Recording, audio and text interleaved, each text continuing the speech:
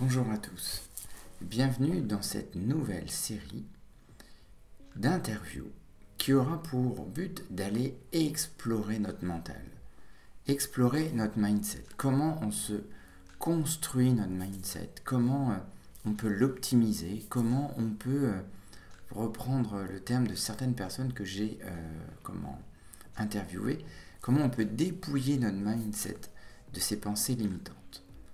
Eh bien, pour le premier épisode, eh bien, j'ai décidé d'interviewer le docteur Olivia Chiwol, qui est psychiatre addictologue, que j'ai rencontré sur un voyage hypnotique et qui m'a particulièrement intéressé sur sa construction de son état d'esprit. On partage ensemble une expérience commune sur le burn-out et pour moi c'était une évidence de l'interviewer pour aller voir comment elle a construit son mindset, qu'est-ce qu'elle utilise dans son quotidien, quelles sont ses clés, quels sont ses petits tips, et puis quelles sont ses croyances pour pouvoir améliorer son mindset. C'était pour moi un moment de pur bonheur de l'interviewer. Elle nous donne beaucoup de son expérience personnelle. Elle propose beaucoup d'anecdotes et pour moi c'était un moment d'enrichissement personnel, de comprendre comment elle construit son mindset et comment on peut s'en inspirer. J'espère que cet entretien va vous plaire. En tout cas, moi, j'en suis ressorti grandi, enrichi de certaines visions qui ont suscité chez moi des réflexions et des axes d'amélioration. J'espère que ça vous plaira aussi à vous. Et je vous laisse en compagnie du docteur Olivia Chiwol qui va nous expliquer comment elle se construit son mindset et comment elle le fait évoluer. Et aujourd'hui, j'ai l'honneur de recevoir le docteur Olivia Chiwol qui va nous parler de son mindset et qu'est-ce qu'elle a transformé dans sa vie. Et je suis vraiment honoré de te recevoir aujourd'hui. Merci Julien. Moi aussi, je me sens honorée d'être là ce soir. Est-ce que tu Merci. peux te présenter, nous dire un peu qui tu es et ton parcours, et puis on va évoluer pendant à peu près 45 minutes ensemble sur qu'est-ce que c'est que ton mindset, qu'est-ce que tu en fais en fait aujourd'hui, ton état d'esprit, et comment tu l'as transformé peut-être à un moment donné pour atteindre la personne que tu es aujourd'hui. Oui, ok. Je me présente en quelques mots alors. Bon, moi je m'appelle Olivia Chival. Je suis psychiatre, je suis allemande avec une mère japonaise. Du coup, c'est un peu trompeur. Et je vis en France depuis 2004. Hum, j'ai traversé pas mal d'épreuves.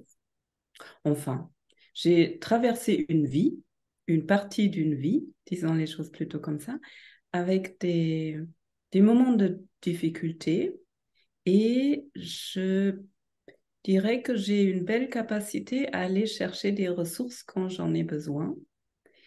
Et dans les 10 dernières années, j'ai trouvé hum, des grands, des grands outils. Mais outils, c'est même pas le bon mot. En fait, non, je vais commencer ailleurs. En fait, je médite depuis toute jeune, depuis l'adolescence. Et dans ma pratique de médecin, je me suis rendu compte à un moment donné que je méditais avec mes patients. J'ai commencé à me former en yoga. Donc, du coup, j'ai appliqué les différentes formes de respiration avec mes patients, un peu dans les consultations. Ok. Et du coup, je me sentais absolument pas légitime. Je me suis dit, c'est un peu étrange ce que je fais là en tant que médecin. Il me faut des outils. Et du coup, il se trouve qu'en 2014, j'ai fait un burn-out. Et suite à ce burn-out, j'ai pris une année off, dans laquelle j'ai travaillé dans différentes cliniques pour voir un peu aussi différentes façons de travailler. Et surtout, pendant cette année, je me suis assise devant Google, j'ai tapé thérapie et corps, Mhm. puisque j'avais envie de travailler avec le corps en thérapie. Et je me suis rendu compte qu'il y avait des thérapies psychocorporelles. Ok. Donc, après avoir regardé plusieurs écoles, je suis tombée sur la thérapie sensorimotrice qui vient des États-Unis, que je trouvais très complète est assez extraordinaire parce que tout le temps alimenté par les dernières recherches dans le domaine, D'accord. j'ai commencé à me former là-dedans. Donc ça, c'est mon grand outil en fait. Autant ça m'a Ok. aidé personnellement à vraiment aller de plus en plus dans mon corps et à trouver mes propres ressources, aussi à mettre des mots sur des choses difficiles que j'ai pu vivre. Par exemple, je me rappelle à la première année, c'était aux Pays-Bas, j'ai fait la formation. Je me rappelle d'une situation, je me rappelle plus trop ce qui s'était passé, mais probablement on a fait un entraînement avec des collègues et ça s'est pas très bien passé pour moi et j'étais avec d'autres collègues. Il y a Henk, un des Néerlandais, qui était face à moi et je l'entends encore dire, Ah, Olivia, les émotions, c'est compliqué. Hmm. Donc, je viens de là. Tu vois, les émotions, c'était qu'est-ce que c'est une émotion? Alors que je travaillais déjà en psychiatrie, que je faisais du yoga, des méditations, mais les émotions, c'était un truc hyper compliqué. Et donc, durant cette formation, qui perdure en fait, il y a 3 niveaux. J'ai fait un niveau sur 1 an et demi aux Pays-Bas, puis un autre niveau en Suisse les dernières années, et là, je vais me lancer dans le dernier niveau 3. Bref, euh, via cette formation, j'ai vraiment trouvé des ressources, j'ai commencé à vraiment apprendre qu'est-ce que ça fait de vivre dans son corps, qu'est-ce que ça Ok. peut changer, à aussi mieux comprendre et gérer les moments difficiles de ma vie.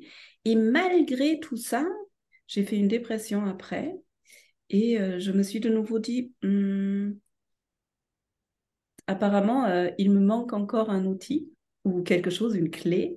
Et là, je suis allée chercher l'autocompassion de Christopher Germer et Christine Neff. Je suis allée en Écosse pour aller trouver ça. Ça m'a vraiment changé toute ma vie et toute ma façon de travailler aussi. Qu'est-ce que ça a changé précisément chez toi?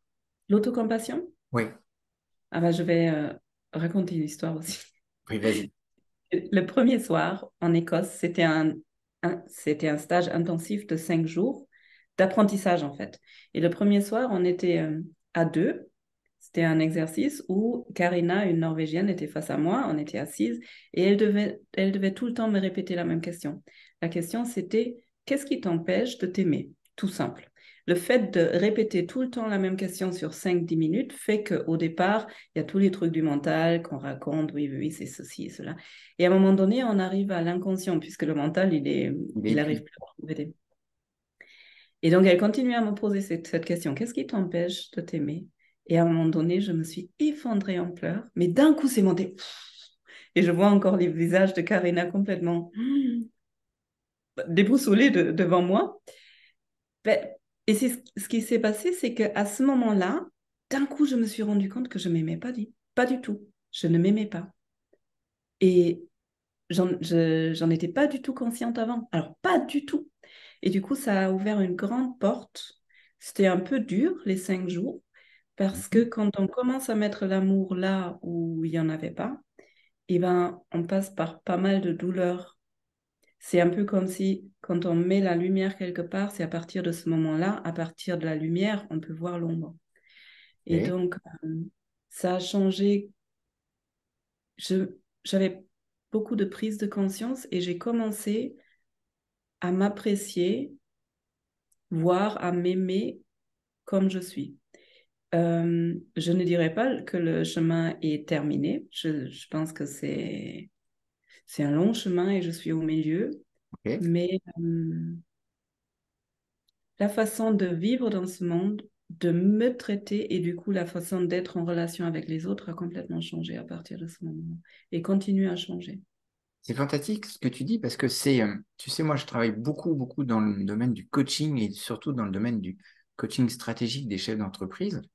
Parce que j'ai un parcours de chef d'entreprise et je me suis aussi à un moment donné effondré pour reconstruire quelque chose après. Et c'est intéressant cette notion de, tu pars sur un sujet qui est très tabou en fait dans notre société, c'est on va répondre à une question, est-ce que tu t'aimes? Oui, mais en fait on ne va pas plus loin. Et là tu nous dis en fait c'est un cheminement qui n'est pas terminé tout au long de ma vie et j'apprends à travers moi-même et des interactions des autres comment comment m'aimer moi en fait. Ça serait quoi le conseil que tu pourrais tiens, donner dans ton expérience, bien sûr, à quelqu'un qui est sur ce cheminement-là? Parce que moi, j'ai plein de chefs d'entreprise qui sont Mhm. épuisés et qui travaillent sur un peu cette distance, en fait, entre leur vision d'eux-mêmes et la vision qu'ils projettent. C'est-à-dire la distance entre la vision qu'ils ont, l'image qu'ils ont d'eux-mêmes et Oui, ce que les autres leur envoient. voilà. Hmm. Ma réponse, elle va être un peu plus complexe que juste l'autocompassion, parce que l'autocompassion, ça peut s'apprendre avec des méditations, Mhm. avec euh, un travail en groupe. Euh, Moi, j'aurais plus envie de répondre le début, ce serait une première connexion avec soi-même. Ça, c'est génial. C'est génial. Parce que très souvent, en fait, on va avoir le réflexe d'aller chercher quelque chose Et ouais, à l'extérieur. Et là, tu nous fais une réponse que j'adore, qui est simple, mais très complexe. C'est avec soi-même, en fait. et ouais. Et c'est quoi le petit truc, tiens, avec soi-même, Hmm. toi, tu Le pourrais petit, proposer, tiens, juste un truc. le petit truc avec soi-même. Alors déjà, ce qui me vient, c'est que tu parles de personnes qui ont des gros postes avec beaucoup de Hmm. responsabilités. C'est une généralité, mais souvent, il y a beaucoup de responsabilités, il y a beaucoup de stress et il y a beaucoup de pression Oui. et pas beaucoup de temps libre dans leur vie.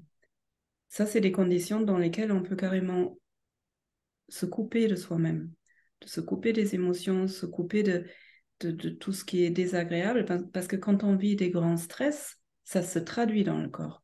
Souvent, Oui. c'est des crises d'angoisse, le cœur qui bat plus vite, des sueurs, l'insomnie, ça peut être même des douleurs, carrément des choses qui serrent là au milieu.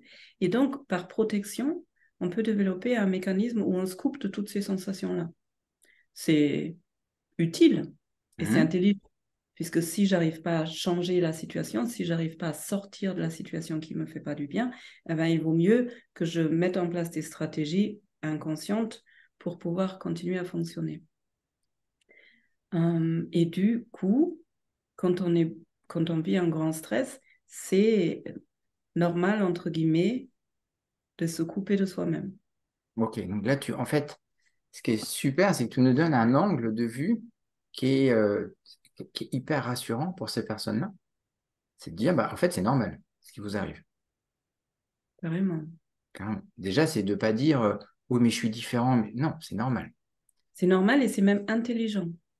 Parce Ok. que jusqu'au moment où cette personne arrive à sortir de cette situation qui est souvent inhumain, Mhm. inhumaine, et ben, c'est une stratégie qui est ultra intelligente, qui se fait automatiquement. C'est notre corps, il est ultra intelligent. Et il sait mettre en place des stratégies pour qu'on puisse survivre.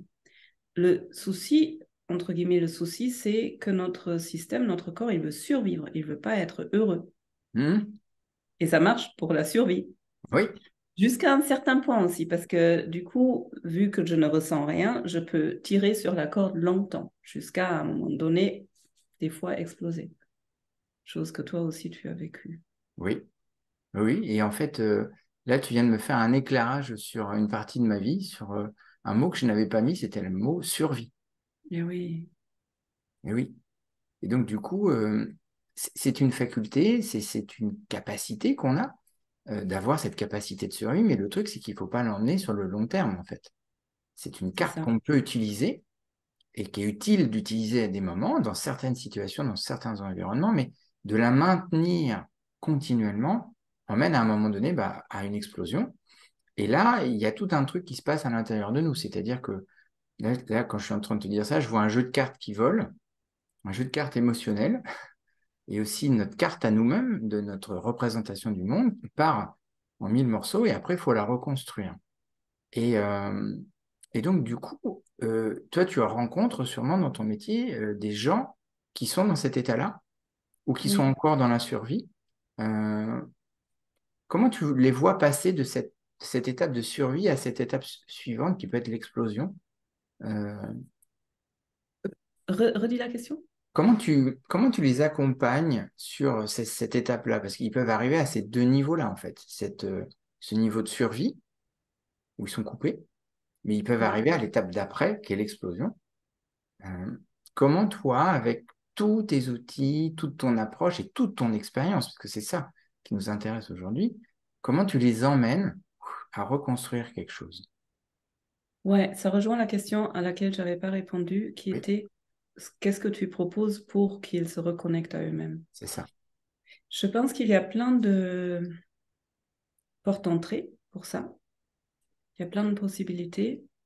Hum, moi, personnellement, je pense que pour que quelque chose puisse commencer à bouger, il faut de l'espace. Tant que je suis dans un job où je commence à 7 heures du matin et je rentre à 22 heures le soir et je suis super stressée et tout est très, très, très serré dans ma tête, il n'y a pas la possibilité de changer quoi que ce soit. Parce que juste quand il n'y a pas d'espace, il n'y a pas de créativité possible et il y a pas l'énergie pour mettre en place un changement non plus. Et du coup, moi, ce que j'essaye de faire, c'est de les amener dans l'instant présent. Mm. Et ça peut être des moments minimes. Ça peut être par exemple que pendant la consultation, pendant déjà 30 secondes. Et après, on agrandit. Venir dans le moment présent, ça passe justement souvent par le corps, ça passe par les sens. C'est j'écoute les sons, je ressens ma respiration. La respiration elle est très puissante pour ça. Je regarde une plante là, les formes, les nuances de couleurs. Et ça peut être très anxiogène aussi, parce que d'un coup, on crée un espace. Mm. Cet espace, même pour certaines personnes qui sont tellement dans leur roue de hamster, on dit ça en français, Ouais, ah la bah roue oui. de hamster qui... Ah oui, oui, toujours. C'est ça. Et bien, quand on crée 5 secondes, ça peut être trop. Mm. Et donc, c'est par la répétition de propositions. Je pense qu'une partie de mon travail, c'est aussi moi. En fait, pour pouvoir accompagner, et là, pour être avec toi, je me pose dans mon corps, je suis présente à moi. Et ça se communique. Donc, si moi, je suis très agitée, si le patient avec moi, enfin, il va le ressentir. Donc, par ma façon de respirer, d'être, déjà, je peux commencer à moduler quelque chose chez l'autre. S'il me laisse, s'il est en confiance, s'il a envie. Ouais. Hein, c'est pas de la manipulation, c'est un accompagnement.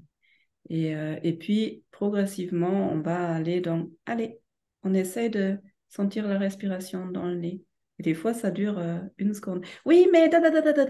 Ok, et on revient. Et la fois d'après, ça peut-être durer 5 secondes. Et à un moment donné, hop, on est à 5, 10 minutes. Bon, non, quand même pas en consultation 10 minutes, mais progressivement, on crée de l'espace. Et si la personne arrive à commencer à faire ça dans son quotidien, et ça peut être aussi, je suis au boulot, je suis dans mes réunions, et je prends conscience de mon assise. Je prends juste 3 secondes pour poser les pieds sur le sol. Ça crée de l'espace. Oui. Et à partir de là, les choses peuvent changer. Ça, ce serait ma façon de répondre à la Ok, donc question. c'est pour faire le lien avec la question de tout à l'heure, c'est de la réappropriation, de créer un espace et dans cet espace de prendre conscience d'une chose. Un peu comme si le hamster, d'un coup, il prenait conscience que sa roue, elle n'est pas lisse, c'est qu'elle est constituée de plein de petits bateaux, de petits barreaux, et que bah, il y a de l'espace entre Ah, c'est ces barreaux. joli. Et qu'à un moment donné, oh, il peut voir un truc en dessous. Tac, il s'arrête. Et hop, il repart. Et là, en fait, Ah, c'est par répétition, en fait. tout à fait. C'est un entraînement. C'est un entraînement. On entraîne le cerveau à fonctionner légèrement différemment. C'est comme quand on s'entraîne à faire des muscles. C'est au départ, je vais pouvoir, si j'ai pas fait de sport depuis 1 an, je vais Hmm. pouvoir faire, allez, une demi-pompe, Hmm. peut-être plutôt une demi. Et si je fais ça tous les jours, je fais une demi-pompe. Ben, après une semaine, je pourrais faire une pompe. Et après quelques mois, je pourrais en faire 10.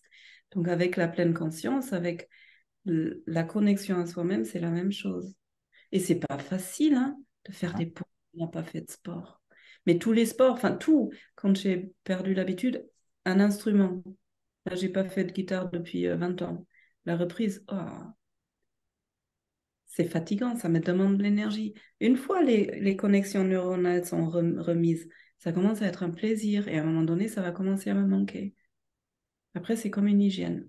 Il y a mon prof de yoga, il dit, par rapport au yoga, à un moment donné, il faut que ça devienne comme une hygiène de vie, comme me brosser les dents. Quand je ne le fais pas, eh ben, je me sens pas bien, ça me Mhm. manque. Donc ça devient après une, la façon d'être de plus en plus dans le moment présent. Et c'est ça qui est chouette en fait. Des fois, on a besoin, moi je pense, on a besoin de passer par des moments extrêmement difficiles pour en créer des choses vraiment plus belles et plus précieuses après. L'autocompassion, je l'ai appris parce que j'en avais besoin. Si j'avais été la plus heureuse pendant toute ma vie, mais je ne serais jamais allée chercher toute cette ressource. Très, très intéressant parce que tu fais le lien direct avec la PNL sans t'en rendre compte. La PNL, c'est un art de vivre au quotidien. C'est-à-dire que la PNL n'existe pas. Moi, c'est un de mes outils, comme l'hypnose, mais ça n'existe pas. C'est ce qu'on en fait qui existe. Et moi, dans mes accompagnements avec les chefs d'entreprise, c'est très, très, très souvent qu'à un moment donné, j'arrête, ploup, tac, on travaille sur un truc, j'arrête, et puis je lui dis, oh, levez-vous, respirez, euh, et prenez juste conscience de votre corps. Bon, après, je suis assez reconnu pour ne pas faire d'hypnose pendant les séances. Mais de prendre conscience de leur corps, de respirer, hein, et de me dire qu'est-ce qui se passe en fait.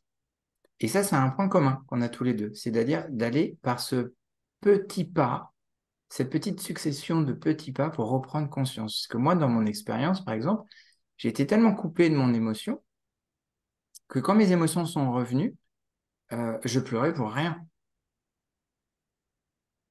Un pétale de rose qui tombait par terre pouvait me faire pleurer. Alors que, enfin, des choses qui, dans le quotidien, et donc j'ai dû réapprendre à gérer ces émotions-là et réapprendre à gérer ce trop-plein des moments et de le réguler pour qu'ils redeviennent un moment, c'est-à-dire que l'émotion soit utile et nécessaire dans un moment opportun et pas tout le temps haut, bas.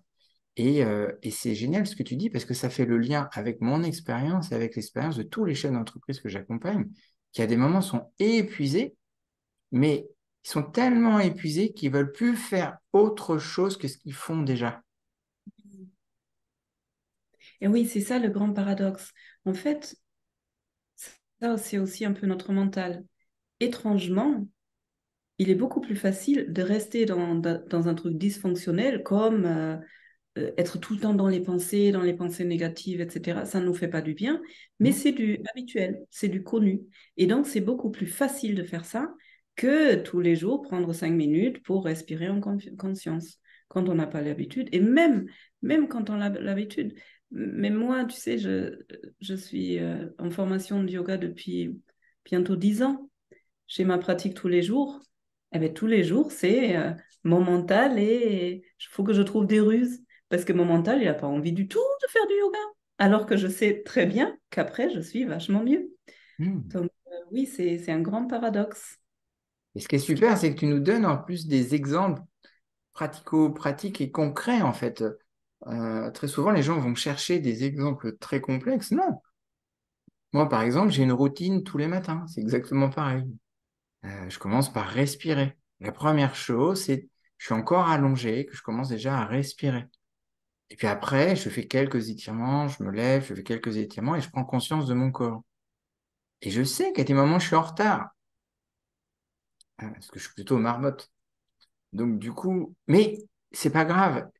Comme toi, je ruse pour garder ce moment-là, en fait. Et c'est un deal que je passe avec moi. C'est-à-dire que, OK, normalement, ça prend 10 à 15 minutes. Là, je peux le faire que pendant 5 minutes. Par contre, je le fais pendant 5 minutes à fond. Ouais. Voilà. Et là, après, le quotidien peut redémarrer. Mais par contre, ces 5 minutes-là, elles sont hyper précieuses, en fait. Ouais, et ça permet de garder le fil. Oui, Même si on raccourcit, même si des fois, il y a Tara Brach, je ne sais pas si tu la connais, c'est une bouddhiste américaine que j'adore complètement. Elle est extraordinaire. Elle est psychologue aussi, je crois. Et elle disait, quand elle était maman, jeune maman avec un bébé, parce que souvent pour les mamans, c'est difficile aussi de garder cette routine hein, avec un bébé ou voire plusieurs, deux, trois. Et elle disait, mais des fois, ma routine, c'était le soir, avant de me coucher, je me suis assise au bord du lit et j'ai dit, je sais plus ce qu'elle a dit, mais genre, merci. Merci pour ma vie, pour ma journée, pour mon bébé. Allez, bonne nuit. Mais, tu vois, ça permet de garder le lien. Et puis, oui. le lendemain, quand elle a trouvé plus de temps, enfin, c'était un peu plus, mais... En fait, Mhm. ce que tu nous dis à travers tous ces exemples et ton expérience, c'est-à-dire, c'est de revenir en conscience de ces moments-là et de les cultiver, en fait. Et là, on est en plein dans le mindset, en fait, dans l'état d'esprit. C'est-à-dire de faire autre chose que ce qu'on a l'habitude de faire pour atteindre un résultat différent. Ouais, tout à fait. Oh, ça, c'est intéressant parce que quand je suis dans des moments difficiles comme ça, je crois intuitivement, je me dis, là je pense à l'autocompassion. Dans la dépression, là, j'ai vraiment senti, si je veux continuer à vivre là, faut, il faut que je mette en place autre chose. Et donc, ça, c'est un moteur pour moi d'aller chercher d'autres. En général, ce sont des formations carrément, parce que j'ai envie D'accord? de plonger complètement dedans. Après, ça peut être aussi un accompagnement, une thérapie. Bon, un livre, pour moi, c'est pas assez quand c'est des moments vraiment difficiles, mais c'est vraiment comme si à l'intérieur de moi, il y a une voix qui dit, OK, là, comme ça va plus être possible, il faut autre chose. C'est vraiment ça. Si je veux un autre résultat, il faut que je change quelque chose. C'est marrant parce qu'à ce moment-là, au moment où tu nous le dis, ton corps est habité, un comportement et schlac, et puis il y a un opérateur modal de nécessité. C'est pas un Mm. opérateur modal de possibilité, c'est il faut. Ouais. Et là, c'est un point de pivot. Très souvent, dans les accompagnements que j'ai, peut-être tu vas pouvoir me rejoindre ou éclairer, il y a comme presque comme une phase de dégoût de ce qu'on vit. Et le docteur Richard Bandler, il explique un truc sur les phobies qui est très rigolo, c'est que le point commun de tous les phobiques, c'est qu'à un moment donné, tous ceux qui ont résolu leur phobie tout seuls, c'est qu'ils étaient dégoûtés de leur phobie. Ouais. Et dans le mindset, j'entends trop de personnes qui me disent, oui, mais il faut pas utiliser les il faut, je dois. En fait, je Mhm. dis, c'est pas, ils sont pas bons ou mauvais, c'est qu'il faut les placer au bon moment. Ah oui, c'est intéressant. C'est pas, par exemple, moi, quand quelqu'un me dit, Julien, il faut que tu aies terminé ton livre pour le mois d'octobre, je vais dire, wow. Par contre, c'est le genre de phrase que moi, je vais me dire, parce que ce sont des propulseurs pour moi.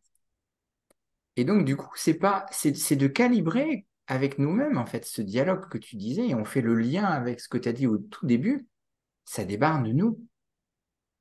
Mhm.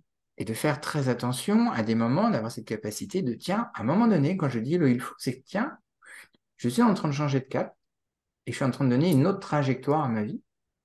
J'enrichis mon parcours avec ce qui s'est passé, l'expérience, et hop, le il faut arrive au bon moment.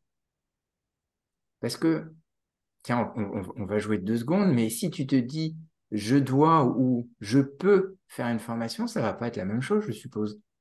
Non, c'est très intéressant cette question par rapport au il faut, parce qu'en effet, je l'ai quasiment éliminé de mon quotidien et Hmm. je reprends les personnes que j'accompagne quand ils disent ah, il faudrait que je médite tous les jours. Parce que dans le quotidien, pour des trucs où c'est pas pour moi genre vital, si Hmm. je me dis il faudrait que je fasse du yoga tous les jours, bah, ça, mon énergie elle tombe et j'aurais envie de faire toute autre chose, mais pas ce qu'il faut que je fasse. En revanche, dans les moments où c'est vraiment, vraiment difficile, c'est genre, tu vois, les grands changements chez l'être humain arrivent souvent dans les grands moments de souffrance. Oui. Ça rejoint ce qu'on disait tout à l'heure, mais si la souffrance, elle n'est pas assez haute, mon système va pas vouloir aller vers un changement, puisque le changement, c'est forcément, ça demande l'énergie, c'est dangereux pour pour notre système, notre corps, il voudrait toujours rester dans ce qu'il connaît, dans le train-train, parce que je cours aucun danger. Donc le changement en lui-même, il faut vachement de motivation. Et cette motivation, souvent, on la trouve quand on se dit, non, là, comme ça, ce n'est plus possible. C'est je ne l'accepte plus ou je ne peux plus continuer comme ça. Donc, il faut que j'aille vers un changement. Et là, on voit que juste avant la motivation, ce qui emmène la motivation, eh bien, ça peut être le dégoût de la situation. Ouais, ouais, une En fait, souffrance. on fait le lien avec ce que tu disais, les émotions, eh bien, on retrouve ces 5 émotions primaires, en fait. La peur, la colère, la joie, la tristesse et le dégoût. Et le Mhm. dégoût, eh bien, dans notre mindset, on ne l'utilise pas assez. Je pense que c'est une clé. Ça, le dégoût de la situation. Oui. Je ne peux plus la supporter comme ça. Donc, il faut que je change. Et donc, c'est pas, donc, je voudrais la changer. Non, c'est Non. devenu une nécessité. Et ça me donne un élan. Et là, c'est un éclairage qu'on peut donner aux gens qui nous écoutent. C'est regardez où est-ce que vous en êtes arrivé, en fait, dans l'évaluation de la situation. Et peut-être qu'à un moment donné, bah, d'accélérer le pas vers le dégoût peut permettre de passer à l'étape de changement, parce que le changement fait peur. Mais en même temps, quand on regarde, c'est ce qu'on fait tout le temps. On est continuellement en train de changer. Par contre, on va focaliser sur les grands changements, de ces grandes étapes de vie. Moi, quand j'étais au plus bas, c'était l'Everest que j'avais devant moi. Le reste de ma vie, c'était l'Everest. Et je peux même dire que je vivais quasiment, pas au jour le jour, mais à la semaine. Et me projeter plus loin, me demander une capacité cognitive de dingue. Et puis à un moment donné, j'ai dit, je ne peux pas rester comme ça. Et là, je te rejoins dans ton expérience. Je peux pas. Il faut que je trouve autre chose. Et cette autre chose, bah, j'ai été le trouver, moi, dans la PNL, dans l'hypnose, un peu dans la systémie. Et là, du coup, je l'ai appliqué pour moi et j'ai commencé à avoir une prise de conscience. C'est moi qui ai mis le bazar, donc je peux le reconstruire, en fait. Et je pense que c'est un message qu'on peut transmettre aux gens qui vivent des chefs d'entreprise, des cadres, des sportifs de haut niveau, toute personne qui vit un grand changement dans sa vie, eh bien qu'il ait confiance dans sa capacité de reconstruire ce qu'il a vécu en fait. Parce que le mindset, c'est ça aussi, hein, c'est développer notre résilience au stress, développer notre résilience aux événements pour pouvoir les transformer. Et avec la clé que tu nous as donnée, de recommencer par soi en fait, de recréer de l'espace, d'être conscient, en fait. Je reprends vraiment ton geste de tout à l'heure, tu as fait chou, l'espace, pendant quelques secondes, et de voir que, ah tiens, pendant quelques secondes, je survis, en fait. Et après, Ouais. je vis. Je vis en regardant cette plante, en respirant, en me réappropriant ma respiration, mon corps, mes réactions. Et là, après, les choses s'en- s'enchaînent les unes après les autres. Et ce que j'entends, c'est qu'il y a une croyance forte chez toi, c'est eh ben, c'est d'aller me former, en fait. D'aller chercher un autre angle de vue, d'enrichir encore plus mon expérience. Et toi, tu encouragerais les gens à se former aujourd'hui? Je ne le dis pas forcément. Je me demande souvent pourquoi les gens ne font pas des formations. Ça me semble, maintenant, ça me semble tellement naturel de me former. Par exemple, le yoga, j'ai commencé, je ne voulais pas du tout enseigner, jamais. C'était pourquoi enseigner. En revanche, je voulais aller plus loin pour moi. Hmm. Et faire un cours par semaine, c'est joli, mais j'ai senti que ça ne va pas m'amener là où je veux. Et après, une thérapie, c'est une forme de formation, traverser des étapes. Mais si je veux vraiment aller loin, c'est par la formation C'est que je ça. peux aller. Et la formation, elle m'apporte, pas seulement pour enseigner ou pratiquer quelque chose pour les autres, mais c'est d'abord moi, en fait. Et la formation, pour moi, c'est vraiment le truc où je peux aller à fond dans le changement. Et pas Ok. seulement une fois par semaine, tu vois. Parce que pour moi, et j'ai entendu dire ça, il faut, là, il y a quand même pas mal il faut encore dans mon discours, hein. Ah Mais oui, j'aime bien aussi. Non, mais il faut. Je ne peux oui, pas amener une personne là où je ne suis pas allée. c'est ça. Donc, si moi, je n'ai pas expérimenté l'autocompassion, je ne peux pas amener une autre personne. Enfin, bien sûr, je peux dire à l'autre, aime-toi. Mm, Mais si je n'aime pas moi, ça va arriver dans son mental et puis ça s'arrête là. Si en revanche je le vis, si je le transpire, si c'est moi, j'ai même pas besoin de mots en fait. L'autre, l'être humain apprend par imitation depuis tout petit. Donc c'est, si je veux évoluer vers quelque part, il faut d'abord que je vais vers ça, que je le vis et ensuite ça peut se transmettre à quelqu'un d'autre. c'est très intéressant ce que tu nous dis en fait. C'est-à-dire que, pour résumer, ces 45 minutes d'échange là, eh bien, c'est déjà de créer de l'espace dans notre quotidien, d'être conscient de ça, de cet espace quand il se crée. Après, c'est de vivre les choses pour soi Ouais. et de les expérimenter à fond en sortant de sa zone de confort, en allant expérimenter des formations, en allant expérimenter. Et là, ce qui est super, c'est que tu nous as donné un éventail. Tu t'es pas arrêté à une, deux, tu nous as parlé de l'autocompassion, du yoga, de toutes les formations que tu as fait, et je sais que tu en fais encore plein d'autres. Et donc d'expérimenter pour pouvoir être aligné et le vivre. Parce que le mindset, c'est ça aussi, c'est-à-dire à un moment donné de reprendre cette capacité de contrôle sur notre cerveau et de contrôler nos pensées à travers ce qui nous parle, nous, en fait. Il y a- Ouais. Et lire des livres, c'est pas mal. Apprendre des choses, c'est bien. Le Hmm. truc, c'est qu'à partir du moment où j'expérimente quelque chose, là, il y a vraiment des nouvelles connexions qui se font au niveau neuronal.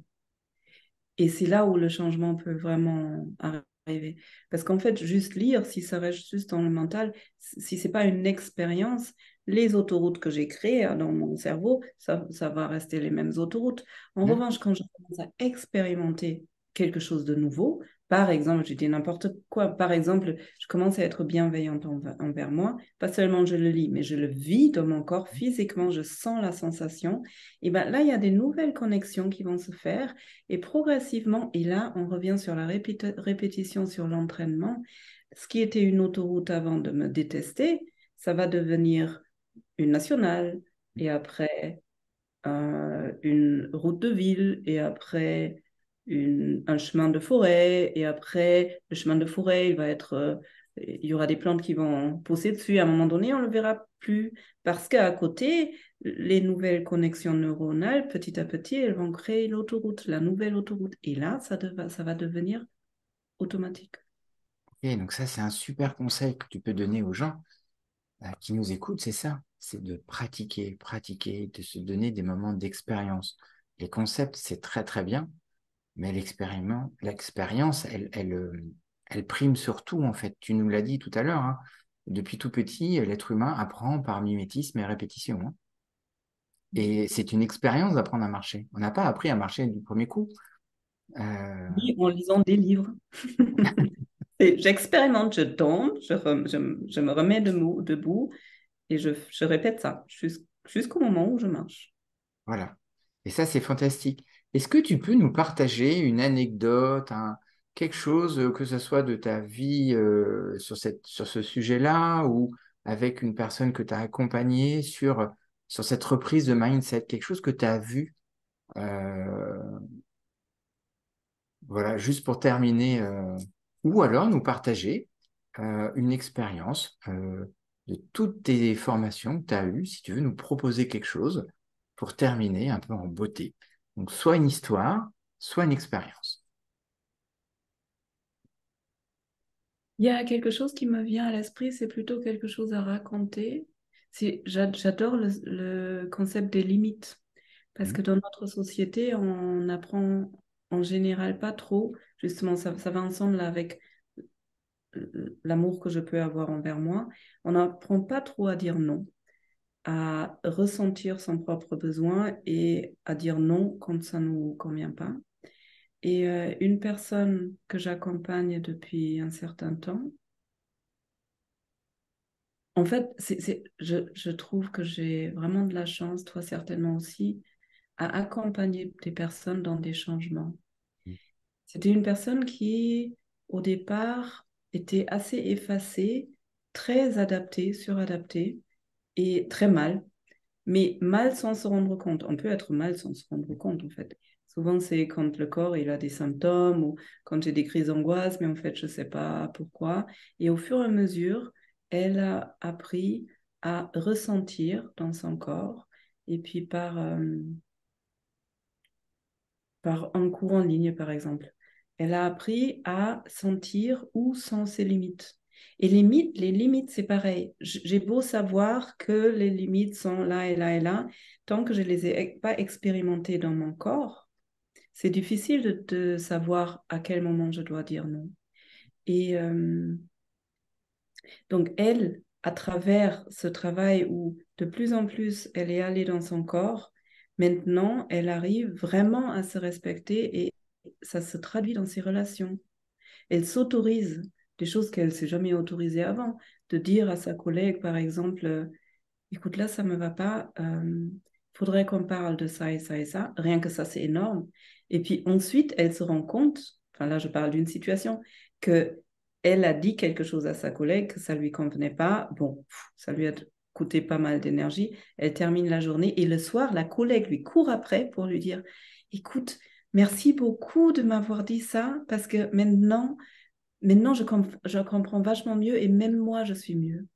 Donc, en fait, à travers cette expérience, être de plus en plus dans le corps, dans le moment présent, prendre conscience de mes propres besoins, m'autoriser à les dire aux autres, eh ben, on pourrait se dire, si je dis non, stop à quelqu'un d'autre, lui, il va souffrir.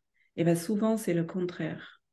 Parce que ça permet, premièrement, à l'autre aussi de prendre conscience de ce qui se passe en lui, de ce qui se passe dans la relation, et en quelque sorte, d'être cadré aussi. Oui, parce que là, tu viens de nous donner une clé phénoménale, c'est de formuler ce que l'on veut. Ouais. Déjà de le ressentir, de prendre Voilà. conscience. Déjà, c'est la première étape. Comme tu l'as dit, il y a plein de personnes qui sont inconscients de ce qui se passe là. Quand tu as dit ça, j'ai une image qui est venue. J'ai une personne dans mon entourage qui est en dépression postpartum et elle s'en est même pas rendue compte. Et Elle oui, est, elle était inconsciente de ce qui se passait. Donc elle maintenait son système encore plus, encore plus, encore plus. Et une personne extérieure, à un moment donné, a posé trois questions, toutes bêtes. Et là, par regroupement, elle a fait tac, tac, tac, elle est là, il y a un problème. Et là, l'acceptation, le ressenti. Et après, la capacité, une fois que cette information est traitée, parce que c'est quand même un gros paquet qui arrive, eh bien, de dire à l'autre, voilà ce que je veux. Et donc, du coup, par ricochet, bah, ça crée une représentation pour l'autre, qui aussi, lui, se permet de le vivre. et Et là, on oui, a une femme qui court après l'autre et qui dit, merci de l'avoir dit, parce que du coup, je comprends. Et ça, c'est fantastique, en fait. J'aime beaucoup cet exemple pour vraiment synthétiser tout notre échange aujourd'hui que tu nous as donné, en fait. C'est de ressentir les choses, de les exprimer, pour permettre à l'autre de les décoder et de générer un apprentissage aussi chez l'autre qui est bénéfique pour les deux, en fait. tout à fait. Parce que si je me respecte moi et si d'abord je me nourris, ça sert à l'autre, ça sert à la relation. Et du coup, juste un dernier truc, si pour certaines personnes, c'est vraiment très, très, très difficile d'aller dans le ressenti, si ça fait peur, des fois, il y a des traumas derrière, donc cherchez-vous un accompagnement. Oui, vraiment. Je suis très pour l'accompagnement dans tout. C'est un peu le même truc que je vais aller chercher des formations. J'aime bien être accompagnée, moi. Oui, oui, et on a besoin. On a besoin à des moments dans nos moments de vie d'être accompagnés parce que ça permet d'ouvrir les choix, de multiplier les horizons et de se délester de choix. Et j'étais ravi de passer ce moment avec toi, Moi, ravi de découvrir ton mindset, de découvrir tes expériences et que ce que tu nous as transmis avec beaucoup de présence. et d'authenticité. Et j'espère vraiment que ce moment sera bénéfique pour vous.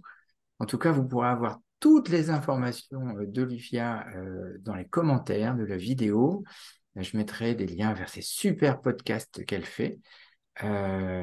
Et merci beaucoup encore pour ce moment privilégié avec toi. Merci à toi. C'était un vrai plaisir. J'adore échanger avec toi. Merci beaucoup. Merci beaucoup. À bientôt.